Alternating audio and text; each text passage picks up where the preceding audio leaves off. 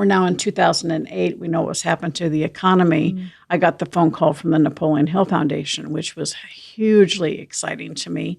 I read Think and Grow Rich when I was 19. And I knew Don Green, who's the CEO of the Napoleon Hill Foundation, because my husband and I had both helped him with some of his international work. Okay. But he reached out to me and said, Sharon, with what's happening in the economy, we really need to revitalize Napoleon Hill's teachings. And that's when he asked me to step into a project called 3 Feet from Gold with Greg Reed. And that's how I met Brandon, because Brandon read 3 Feet from Gold. But that was the first book that I did with the foundation. Followed up, the month we released that was when I got the call about Outwitting the Devil, which was a manuscript that was hidden away for 73 years. And what an incredible honor it was to bring that out, because it was like I'm co-authoring it, in essence, with Napoleon Hill. And when we released that book, came the idea for Think and Grow Rich for women, because I was actually kind of getting frustrated.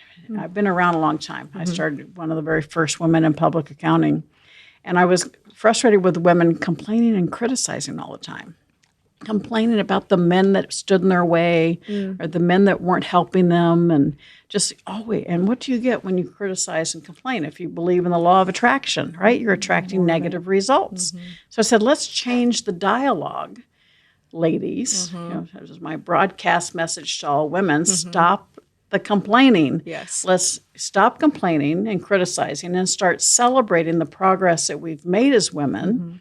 Is there more progress to be made? Yes, of course. But let's celebrate how far we've come, and let's celebrate the men that have been fantastic along the way. And what do you think will attract? We'll get more positive results more quickly if we come through a mindset of celebration and contribution. And that was really the power behind writing Think and Grow Rich for Women, because the original book was written at a time when women weren't in business. Right. And so to have the honor to come out and say, all right, let's look at these same 13 steps to success, but let's look at them through the eyes of successful women. And then talk about how I've applied those in my own professional life, and then have quotes from women of history, women in politics, women in network marketing, for each of those elements. And it was such a great, fun project. Over 300 women that I have outlined in the book. And it really, as a reader, a woman reading it, you might read a story and say, oh, I couldn't do that. But the next one you say, wow, I could do that. Yep. And that's the whole goal behind it, was to give women support.